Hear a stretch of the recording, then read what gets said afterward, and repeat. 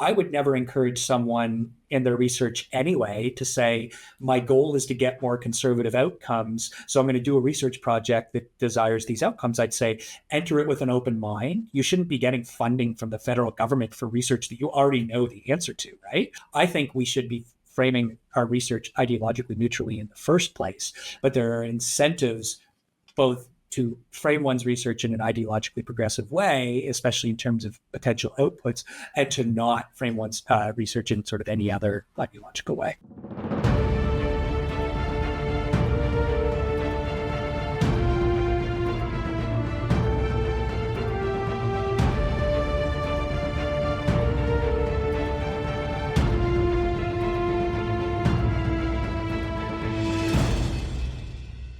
Hello, everyone, and welcome. My name is Peter Copeland, Deputy Director of the Domestic Policy Program here at the Macdonald Laurier Institute, and thank you for joining us on Inside Policy Talks, MLI's in-house policy podcast. With me here today is Dave Snow. Dave is an Associate Professor in the Department of Political Science at the University of Guelph and an MLI Senior Fellow. He is author of a recent paper for MLI on diversity, equity, inclusion initiatives at Canada's federal granting agencies. I'm here today to speak with Dave about trends in society and in our education system in particular with respect to DEI, to the findings of his paper, and to how we think about where to go from here. Advocates suggest that DEI is a social justice imperative aimed at increasing representation and outcomes along various measures for certain groups of people who are deemed victims of oppression or historical circumstances, and also some would add to the objectivity and rigor and actual outcomes of research. And as we'll see, there are a few variations of this world from soft to hard, you might say, which manifest themselves differently in the types of research pursued. We'll see that there is certainly a tension, especially when it comes to the rigor, transparency, and objectivity of research with the pursuit of these goals. So Dave, thanks for joining us. Thanks so much for having me. So Dave, before we get into your paper, I want to zoom out a bit and talk about the general landscape in universities and societies with respect to this issue. I think it's fair to say Canadian universities, they have a good reputation, and though perhaps it's on the ropes a bit, used to be seen as bastions of rigorous inquiry, free speech, and intellectual exchange, and there is increasing growing concern about the erosion of these values in academic spaces. So how do you see the state of free speech on Canadian campuses today? And what are some of the challenges students and faculty face in expressing different viewpoints? Yeah, thanks, Peter. I think that's a great question. And the way you pose it as distinguishing between students and professors, I think is really important because I think they face different challenges. I should say, firstly, two things. First is that I'm a social scientist, I'm a political science, and have spent my life in political science departments. And so my experience is, I don't work in a lab, right? It's very different than the experience of people in the natural science and engineering. So you hear that come out today. And the second is that by luck of circumstance, both in my graduate career at the University of Calgary's Department of Political Science, and then my nearly 10 years here at the University of Guelph, I've been extremely lucky to be in a department with considerable ideological diversity, especially compared to other campuses, and just faculty members who get along really well with one another. So my own experience is one of a lot of harmony, a lot of willingness for sort of alternative voices to be heard, compared to sort of the median social science or humanities department. But then my sort of experience with the broader University of Guelph and broader university ecosystem is one that would echo a lot of the concerns that we tend to hear from people who are worried about free speech on campus. So I do think that there is, at least in my experience, more of a problem with the more implicit constraints than explicit constraints. I'll put it this way. This is a very small anecdote that's not representative. In my class earlier in the last couple of weeks, I had a student speak out and sort of openly say that they were supporting Pierre Poilievre. I have been teaching for 12 or 13 years, has happened to be a female student. I don't ever recall a female student in any of my classes openly say that they were a conservative. I know there have been, lots of conservative students. We look we look at public opinion data. We look at the things that people publish. But I think that speaks to maybe a shift happening. One anecdote doesn't mean anything, but B, I'm more interested in the sort of the trend of the last 10 years that for whatever reason, students feel like if they have a broadly conservative or libertarian viewpoint, at the very least, they're not the ones raising their hands in classes of 100 or 150 people, or even 20 or 30 people. And so I do think that speaks to a broader environment. And I can say this as a I identify primarily as a classical liberal in terms of my political orientation. That makes me a conservative in much of Canada, I suppose, small c. But I think that it really speaks to the fact that the speech environment is such that it's just easier to not say anything. If you're in a department meeting and sort of we've got a sort of speaker about the university's EDI sort of agenda, for lack of a better term, which happened a few years ago, it's easier just to sit back and say, this doesn't sort of affect my day-to-day. I can go about my research and my teaching in the way I largely see fit. So I don't see it as affecting me, at least at my university, as anything more than a sort of mild thing. But with respect to students, I think this answer's going on a bit long, but I think there's two things going on.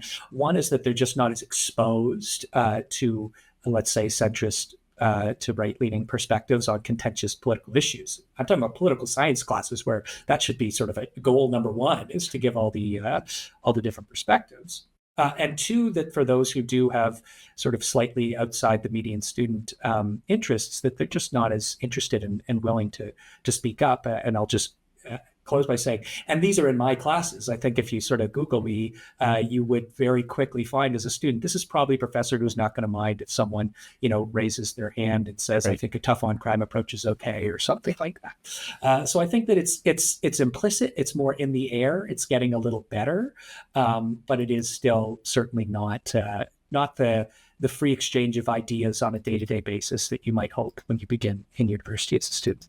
Okay.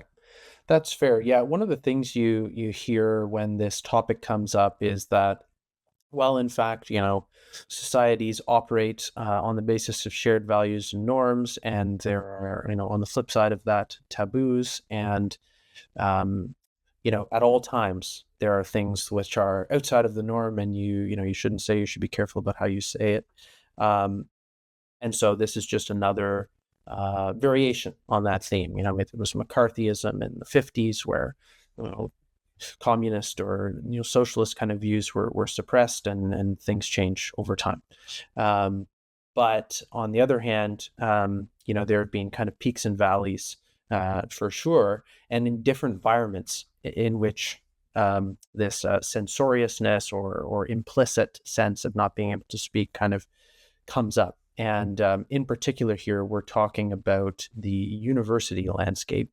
So kind of a follow-up to that question, you've alluded to it in your response that, although in your case and in many pockets, perhaps due to ideological diversity, as you've mentioned, there is less of a sense of, being self-censoring and what have you. There's more openness to discourse.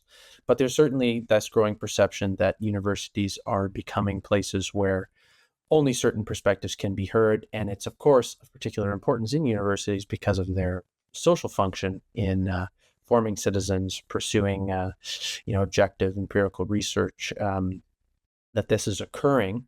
And, of course, one of the main influences here, one would argue, is these EDI initiatives, or DEI. It's always a different framing of the term.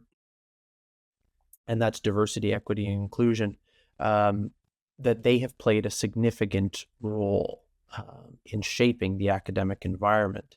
So my question to you, Dave, how is this this worldview or this theory affecting intellectual diversity on campus?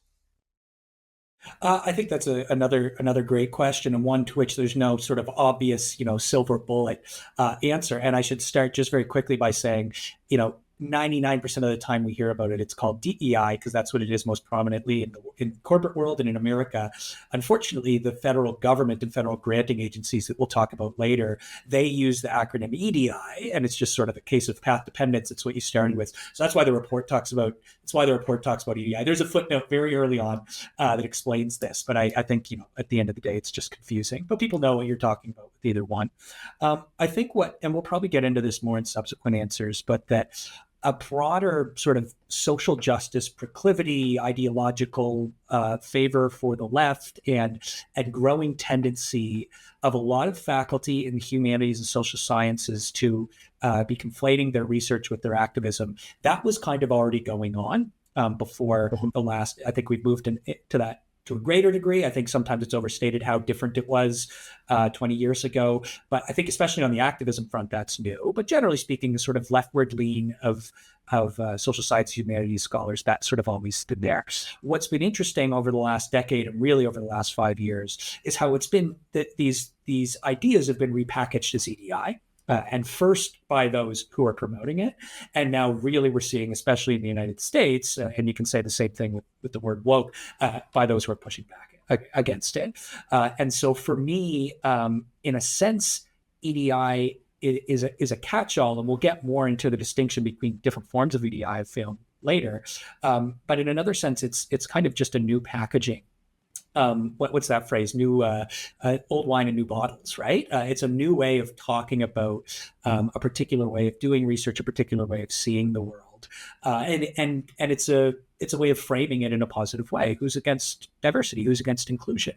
And so part of what my work does is try and pick it apart and see what do people mean when they're talking about EDI. But I think that EDI is for both proponents and critics of EDI. It's a nice way to package it up and say, this is sort of what we're doing. But I think it is mostly that this was sort of already going on, and EDI is a way to frame it and to capture a broad-based sort of focus on identity, worldview, social justice approach to doing one's research and to doing one's teaching. Great. Well, let's get into that then. Your research on equity, diversity, inclusion at Canada's federal granting agencies.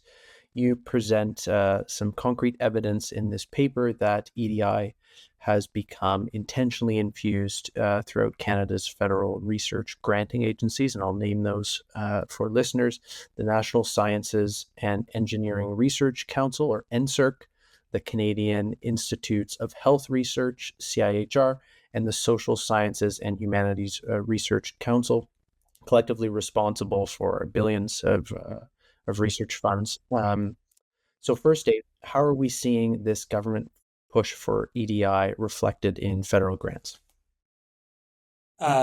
Thanks, Peter. And I probably just got to stop praising every question you ask, but the way you're framing it is really helpful when we talk about the government push, because what we see and what we need to know, probably most Canadians are not that familiar with the work of the granting councils, and to the extent they are, it's because when they were in university, their professor might have talked about an NSERC grant they had or that sort of thing, and so the best way to situate these agencies is they're at the intersection of the federal government and universities. And in Canada, and especially in the social sciences and humanities, but I think it's fair to say it's true for sort of all areas of research, these are the biggest game in town.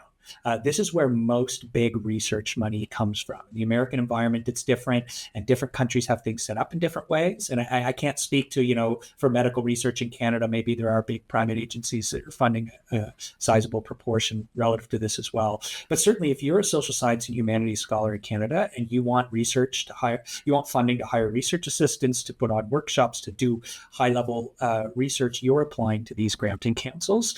And it is not only a lot of money to enable you to do your research and to hire graduate students, but it's also a point of status and prestige. And oftentimes sort of getting a SSHRC grant is a really good predictor of getting a future SSHRC grant because of just the path dependence that goes on with that.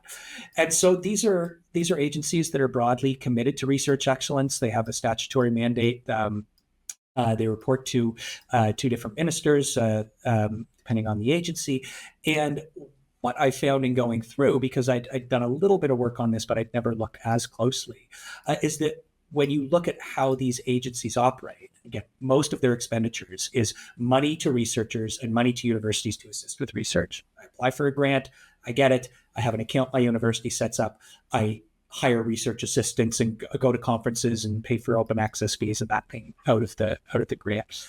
And what I found is that EDI is absolutely ubiquitous in these agencies' guidelines on their websites, and in terms of just the way they frame their role in supporting research in Canada. So I'll list just a few things. When we talk about the tri-agency or tri-council, that's all three agencies together. There's a tri-agency EDI action plan. I talk about it in the report. It's very comprehensive. We have, especially at SSHRC, but even at NSERC and CIHR, specialized grants on EDI-related topics. So we had $100 million grants under something called the Race, Gender, and Diversity Initiative that began 4 or 5 years ago. We have certain grants and certain awards that are available, either prioritize funding on the basis of race, gender, or other identity characteristics, or indicate that sort of preferential awards will be granted. That's not that it's only for certain people, but that there's an emphasis on awards certain people. CIHR has redefined research excellence in a way that encourages research that is, and I quote, anti-racist, anti-ableist, and anti-colonial in approach and impact, sort of by definition saying that is excellent research. We have certain, although these aren't as ubiquitous, mandatory diversity and bias training modules for applicants, and especially for peer reviewers. And just sort of terminology everywhere that the word I'd use is nudges. It doesn't shove researchers and graduate students into including EDI considerations in their applications for research funding, but it nudges them in that direction. And it certainly, I think, implicitly discourages putting in place any other maybe alternative to EDI considerations to that. And so we talk a little more about some of the results I find as well. I'll just say quickly that I find considerable evidence of major grant awards that are sort of infused with EDI language for recipients. But I think that I was surprised, and I've been involved, indirectly with these agencies in different ways, and should say, the interest of full disclosure, I currently hold a SSHRC grant. Even I was surprised by how much of it is there, sort of in the agencies themselves. A good time, I think, just to pivot, get into that, Dave. To what extent is this pervasive? So I begin by saying sort of EDI is pervasive, and that's how the paper begins. But then I also, and this is sort of what we call kind of inductive way of doing research, is when going through the agency's guidelines, trying to categorize things, I thought what is oftentimes missed is that EDI is put as this catch-all, but there's actually 3 different ways that the agencies talk about EDI. And I think that this applies to government and applies to academics in terms of how they talk about it, because it's an easy catch-all. It sounds good. And in my past research, I've said there's 2 ways, but I've actually added a third here. I call them mild, moderate, and activist EDI. And I think activist EDI is what you hear most critics talking about. But mild is simply just using the language of equity, diversity, and inclusion in what I call broad, vague generalities. And in fact, the Canada Research Coordinating Committee, so this is a committee that coordinates the tri-agencies, the way it defines EDI is in that sense. Equity is the removal of systemic barriers, diversity is about having variety and identities and people involved in research, and inclusion is ensuring all individuals are valued. It's in very sort of unremarkable and difficult to disagree with terms. And in that sense, I'm very much in favor of it, at the very least, diversity and inclusion. I think equity is sort of synonymous with affirmative action, but in terms of diversity and inclusion, as framed that way. And so you see that sometimes in certain ways that EDI is defined. But then you also have moderate EDI, which is basically a substitute for affirmative action, right? Preferential hiring, whether saying we're going to give preference to people of certain demographic groups, a preference to women, preference to, you often hear the word racialized people, or outright, and this is rare, but outright saying this is only available to applicants of particular identity groups. And we all, I don't really need to define affirmative action. I think most people generally know what it is, but EDI is often a substitute for that, especially the language of equity and equity targets. And then there's activist EDI, and this is sweeping reform to overcome systemic barriers. It's often, synonymous with what critics might call wokeness.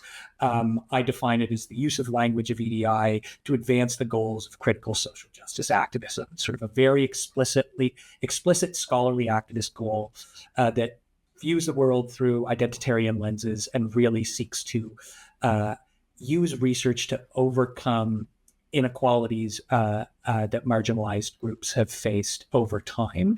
And the issue is that we're using the same term, EDI or DEI, to refer to these three very, very different things. And so part of what my work does is picking apart how much of each of these is at the various institutes that I'm looking at, the three agencies. That's great, Dave. And so that's my next question. To what extent is each prevalent? I guess in the eligibility criteria, more or less, is the way in which they become manifest, right? In the definition of the different eligibility streams. Could you elaborate on that? Yeah, I think that really I'm struggling here because I oscillate between saying, and I think what my thesis in my paper is, one of my theses, that the activist component is not as prevalent as we might think, even though I find it, for example, in terms of the award recipients, it's 10 to 15% of major awards that aren't, they're supposed to be on the basis of research excellence. And I think, to be clear, that's too high. And that's just looking at the titles. If we look at the abstracts, it would probably be even higher. So I'm not saying it's not there. And 10 to 15% is a sizable chunk.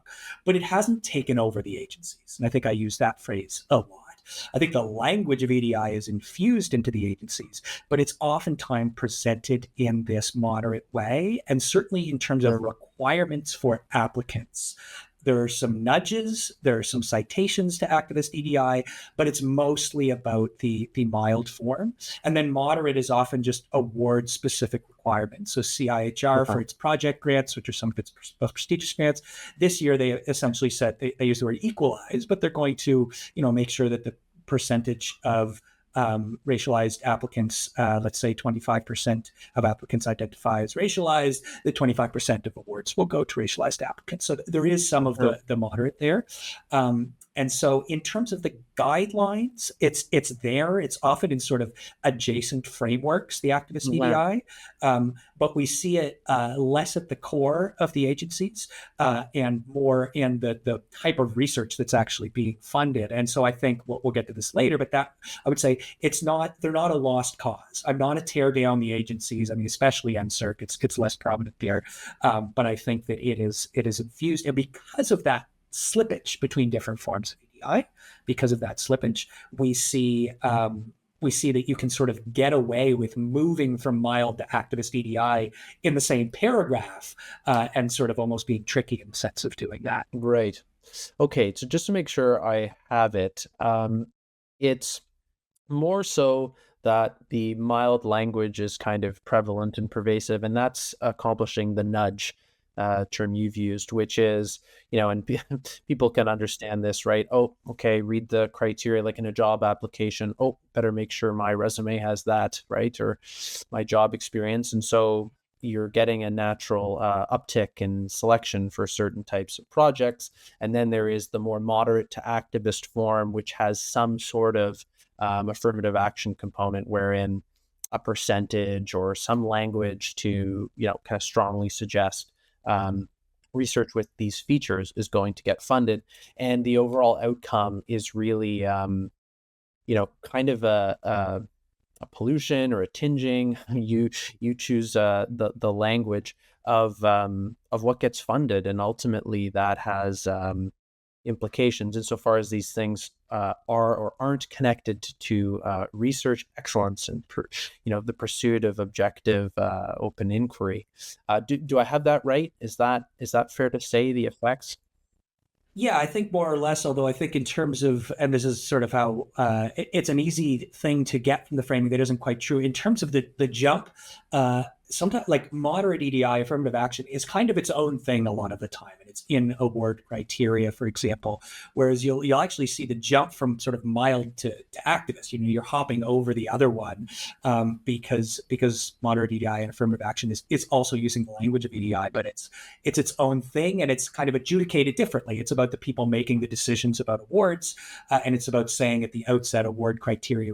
Let me put it this way: as a researcher, I don't need to adjust my research at all on the basis of moderate EDI or affirmative action criteria, right? I am who I am, and I'm either eligible or ineligible. And the awards, I'm not going to, perhaps if I were not a straight white man, I might pitch myself and my research, but for the most part, it's done sort of apart from the researcher themselves. But the nudging, I think you're absolutely right, is that it's not just that it nudges me to or against certain types of projects, but that it might nudge me to talk about certain things in my application. It might nudge me to talk in certain language. Instead of saying that my research on the Charter of Rights and Freedoms is really valuable to equality-seeking groups or to interest groups more generally, I might say this is going to be really valuable to equity-deserving communities, which is the new term that I've heard, or equity-denied communities. The language is always shifting, and so oftentimes it's about pitching and framing one's research in a particular way, even if the research is the same. And I would implore your audience to read Kelsey Walker's wonderful piece for MLI that she wrote probably about a year ago. You can correct me if I'm wrong on the date, about her experience as a graduate student who wanted to simply study John A. Macdonald, and how the process through which she was able to receive SSHRC funding, and the things that her advisors told her to do and told her not to do, and the way she was shunned. That is a really nice microcosm of what one does. And I think, just to put a finer point on it, I would never encourage someone in their research anyway to say, my goal is to get more conservative outcomes, so I'm going to do a research project that desires these outcomes. I'd say, enter it with an open mind. You shouldn't be getting funding from the federal government for research that you already know the answer to, right? I've got a big charter data set. I'm very curious to know what the results are. I have my hypotheses of how the Supreme Court has adjudicated charter rights, but I don't know what the answer is. And if it leads me in a progressive or conservative direction, great. And so I wouldn't do that with conservatives anyway. And I would strongly advise against it because because of the overall progressive tilt of academia.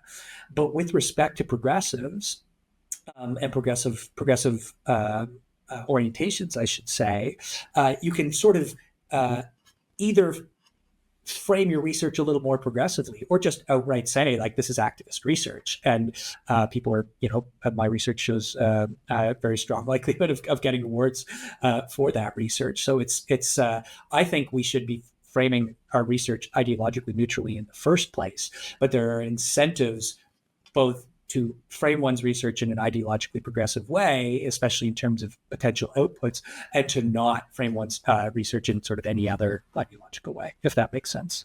Right.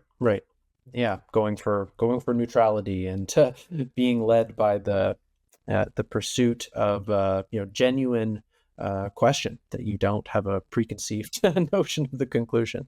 I mean, this is how knowledge is met. And something on that I want to reemphasize is that we're not just talking about the research that one does, right? I have no issue. I have lots of colleagues who do what I might call broadly activist EDI research that is, important and valuable in its own right. It's not my own ideological perspective. I have no issue with university professors being hired who do that. I would like them to be sort of teaching all perspectives, but sitting at their desk and doing their own research, using their own salary. It's when we're applying for scarce federal taxpayer dollars and saying, I require tens, if not hundreds of thousands of dollars to conduct this research, that I already know what my answer is going to be. And I talk about that a little bit with some of the project titles. That's what I find most objectionable. I think a lot of time I have done two types of research. I've done the type of research that I don't really need money for. I just need my time. I don't need a research assistant. It involves reading things, drawing conclusions. And then I've done research that does require funding for, in particular, hiring research assistants, different coders, et cetera, et cetera. And I think that oftentimes what we're seeing is projects that look, quite frankly, to me, like the type of research that even forgetting the normative implications of it, just don't require tens of thousands of federal dollars to do this research, sort of getting that funding, and then also being the type of research that isn't really advancing knowledge in the same sense, because you're having a research output, you're making a normative claim that you were already making before you got the money from the federal government. Okay. So, Dave, does your research show that proposals containing EDI language are increasingly receiving more funding in recent years? Do we have enough evidence to confidently say that students are changing their proposals, being encouraged to write about topics in a certain way? Or is it perhaps the case that your findings are reflective of the fact that more students simply have an interest in EDI or woke topics? Yeah, I'll return to that second point later. I think it is the more uncertain issue, and so I can't sort of claim. But I have some theories and some evidence, and I should say before going on that one thing I didn't look at, and I'd love to look at in future, is student project titles, and seeing. And I expect we would see a lot more EDI in there than faculty project titles. Mm-hmm. But certainly over time, the quantitative data that we show in the project, and I should say Dr. David Rosado is the one who did the data gathering and data presentation, and I'm merely talking about it in the paper, undoubtedly shows we have a ton of different graphs, and and I could speak to around the page 34, 35 of the report that just show this trajectory for EDI terminology and grants. Now, again, that is just the terminology. You see something like transphobia and white privilege shooting up, especially in SSHRC grants. In theory, those grants could be things saying, I think white privilege is a silly concept and needs to be deconstructed, and we need less of that discussion in academia. Later on, I engage in qualitative assessment, and I say that's not what we're seeing. So at least with respect to SSHRC, absolutely. Over time, from 1998 to 2021, we see lots of these terms, as you would expect, and it broadly reports with my time in academia. We see far more moderate penetration of this in NSERC, and oftentimes we're starting from a low base and going up considerably. So I'm a little more tentative about the NSERC, but certainly, certain terminology like intersectional and gender equality and inclusion, equity, and diversity in particular, we're seeing higher numbers in SSHRC or NSERC, where you really just wouldn't expect it to be part at all of research projects. Then more qualitatively, I assess SSHRC grants from 2022 to 2024, so only over a 3-year period. So here I'm not assessing is this better or worse or more EDI, let's say, than 10 years ago. We've got the quantitative data showing broadly that's happening. But when we're looking more closely, I'm really saying, let's look at a snapshot over these couple of years in terms of major grants awarded. And what I find is, yes, that in terms of the titles, and I think I looked at over 2,200 different titles and categorized them according to various identity characteristics, but also more subjectively in terms of whether the sort of language of activist EDI is prevalent just in the title itself. And on the major sort of research awards on the basis of research excellence, we find 10 to 15% just contain that obvious language. And I think that's probably low ball because sometimes titles don't portray that. But this is showing that, not only are researchers not hiding their activist language from the research proposals, they're probably emphasizing or highlighting it. On the other hand, 85 to 90% of those awards do not have obvious activist language. So I don't think that those major awards have been taken over. What we do find, though, is that these other more specialized grants, some of them are sort of one-time, other ones, the federal government promotes, I'm going to forget the term, but it's sort of knowledge areas or excellent areas. And they say, these are the things we really want research on. And then SSHRC will often have specialized grants that they call knowledge synthesis grants pertaining to that. So one of them is called the evolving narratives of cultures and histories, and another one, shifting dynamic of privilege and marginalization. And in fairness, these are a huge number of awards, but throughout those types of awards, as expected, the language of sort of activist EDI is just everywhere. We're talking 60% plus of certain grants. And essentially what you've done is you've created a set of grants, tens of thousands of dollars for recipients that are just about promoting activist research. And that type of thing really would exclude not just conservative or sort of classically liberal researchers from engaging in that, but anyone who doesn't have an activist research agenda. They really are for a small sect of academia, and in the area of academia that I think kind of already knows the answer to the research questions in large part that they're posing. Yeah, seems highly politicized and pushing a narrative, to say the least. But let me push back a bit on this, Dave. Maybe it's the more moderate or mild form of DEI, but one of the things that you hear about its merits, particularly with respect to the pursuit of knowledge and objectivity, is that diversity is in fact conducive to that aim. It's the idea that our social and biological, all the different categories you can think of, affect our perspectives in such ways that if we hope to aim for rigor and objectivity, we need to hear from people from different identity groupings. I find, of course, there's some degree of truth to this, and then on the other hand, it seems to implicitly assume that your views would somehow be necessitated by your membership or determined in some way, like socially determined by it. But what do you make of that claim? Yeah, I think that sort of first critique that you've made is really important to make first, which is that the term we use, the overly wordy term we use, is that it essentializes certain identity groups. It says if you are a woman, you must believe these things, right?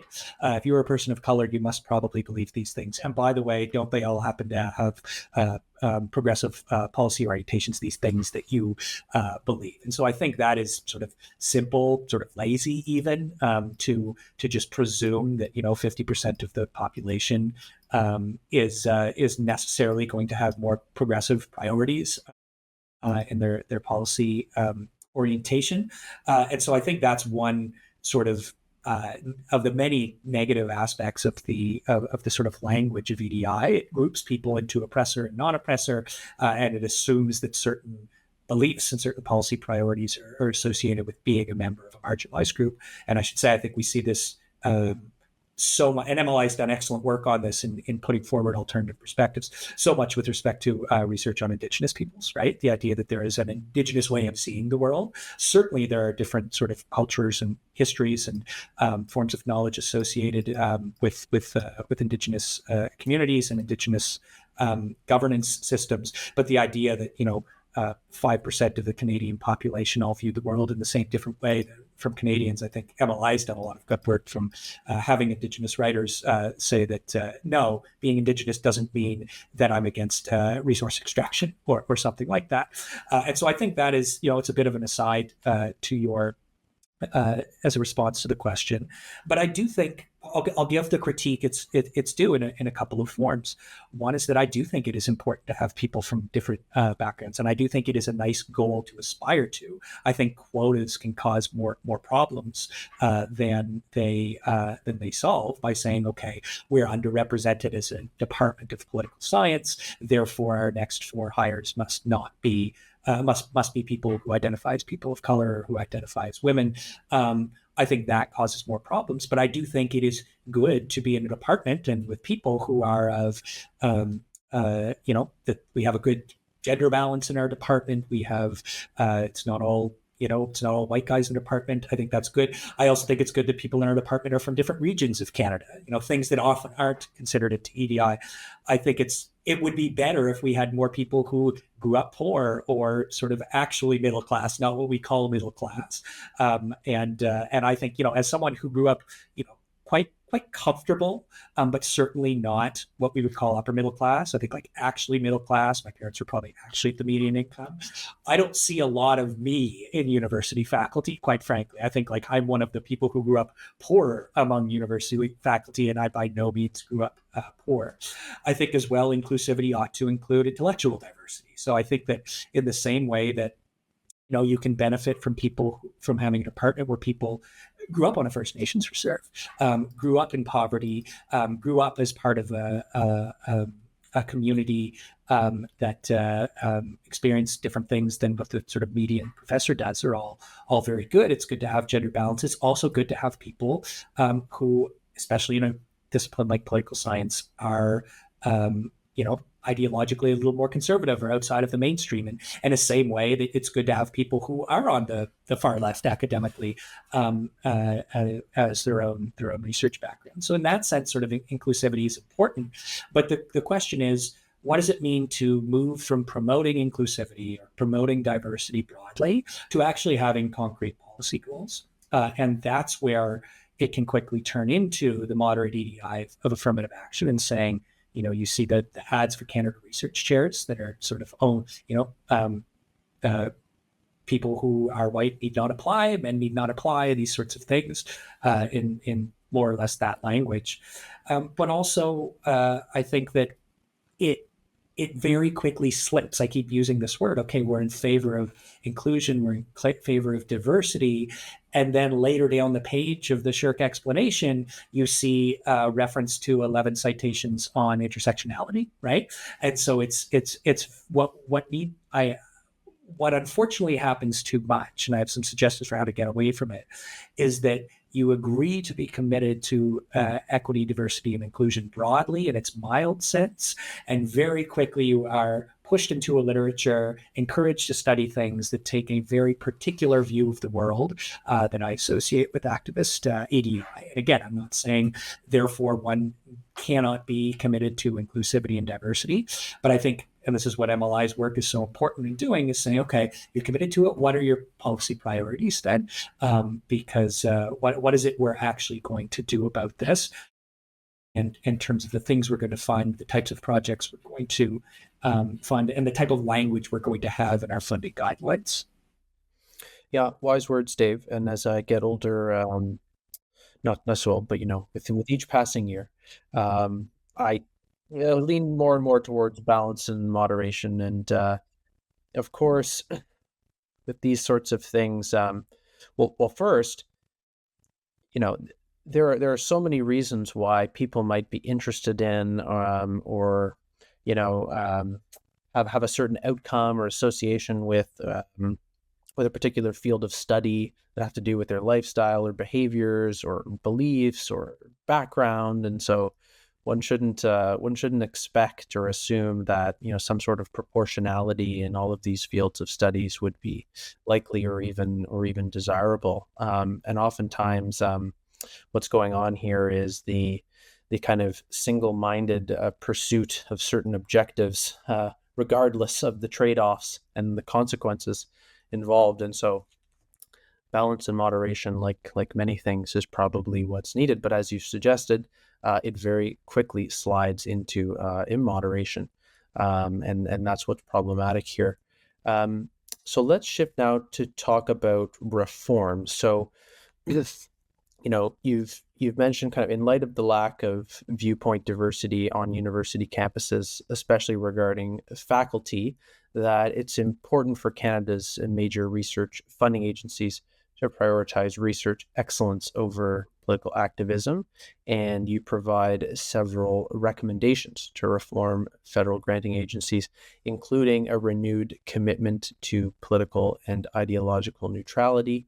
And this means removing references to EDI from granting agency guidelines, eliminating EDI-focused grants, and removing these equity targets, any preferential awards, while cautioning the federal government from outright banning EDI-driven research. So how do you see this being achieved? Would this have to be initiated on a local level, the institutional level, the government level? Tell us more. Yeah, so I think that actually, let's say for the sake of argument that we get a new government come in sometime this year who is less committed to EDI than the federal government has, and I'll put in parentheses here, a lot of this push has come from the federal government, but from the Trudeau government, quite frankly, right? When you go back over the last 10 years, again, I don't have Shirk's website from 2014 in front of me, but my hunch is it looks very different, and that the government is sort of, on a monthly basis putting out new initiatives within EDI focus at the granting agencies and elsewhere. But I think that it wouldn't be very difficult to do. And in fact, I'm not even sure you'd need a law. I'm quite sure that you wouldn't need a law to implement most of the reforms that I've recommended. Now, I recommend passing a law because laws are, the will of the people. You have a representative democracy. These things can be studied better at committee, and they entrench things a little more securely. They require future parliament to to repeal the law. But in terms of things like, committing the agency to political and ideological neutrality, in terms of getting rid of specific grants. This is an agency that has a lot of institutional autonomy, but it gets its direction from, in the case of CIHR, the Department of Health, or the Minister of Health Canada, I should say. And in the case of the other two agencies, the name of the department is always changing, but essentially sort of innovation and research department. And so you put in place a new mandate letter, you put in place a new minister, and you say, this is what we're doing going forward. You don't even need to change the chair or the board members at each particular agency, though you can very easily change the people who are governing the agency. I'm not recommending that needs to happen, but these are changes that can be made pretty much on day one. And the reason I say that is there is no law that commits these agencies to EDI. It's just happened over the last 10 years. There's not even a lot of sort of big, deep policy priorities. It's just mostly on their websites and in their guidelines. So you can, I know government moves slow, but you can change that very quickly. I think the trickiest one is equity targets. So affirmative action, especially with the Canada Research Chair program, it's complicated. It has to do with litigation that went through the Canadian Human Rights Tribunal and Commission that sort of mandated employment equity, but it's certainly not a constitutional mandate, right? We're allowed under the Charter of Rights and Freedoms to engage in affirmative action. We're not required to. And so I think even there, the passage of a law would be helpful if the federal government were to say we are sort of not funding on the basis of affirmative action research funding agencies. So I think it would be relatively easy at that federal level. And that is the research funding component, right? The vast majority does come from the federal level. And so there is a really strong federal role. With that said, I think that's about it for the federal government's role. The federal, technically speaking, Poilievre has mused about only giving funding to universities if they're in accordance with free speech. This was years ago, too. It's not something I've heard him say recently. We have something called the Canada Social Transfer, which is money that the federal government gives to provinces for things, among other things, including post-secondary education. You could tie some strings to those and say, focus on these things in your research priorities. I'm not sure I would recommend that. I think it'd be tricky to implement and easy for institutions to get around. But all that is to say, I think the reform at the provincial and especially institutional level is going to be much more difficult. And we talk about this in the paper. I talk about this as the distinction between upstream and downstream effects of sort of the influence. Put differently, is SSHRC making faculty more activists by having these awards and nudging people towards it? Or is SSHRC actually far less activist than the median social science faculty member? And their commitment to research excellence is actually screening out a number of the more activist priorities. I don't have evidence for either of those. My hunch is that it's actually a little more of the latter. Because only 10 to 15% of major awards are going to explicitly activist-funded research, and my hunch is that more than 10 to 15% of us in social sciences and humanities are doing that research. And so, if that's the case, that means that the change, to the extent that we want, less EDI driving research priorities in academia, the change is more gradual, more difficult, perhaps impossible, more cultural. And by that, I mean like institutional cultural. I'll put it this way. Every week I get something from my college that's just the message board, right? It's 4 or 5 things, apply for these awards. Here's events we've got going on. I don't think I'm exaggerating to say 20% of those messages are what I call activist EDI driven, right? And that's just the things that are going on in my college, which is 8 departments or 65 departments at the university, 8 programs. And so there you're going to have far more difficulty sort of immediately excising this. And again, excise is probably too strong a word. I have no problem with EDI-driven researchers doing EDI-driven research. I think you can have some provincial priorities with respect to, what are the sorts of things that we're going to do to try and get,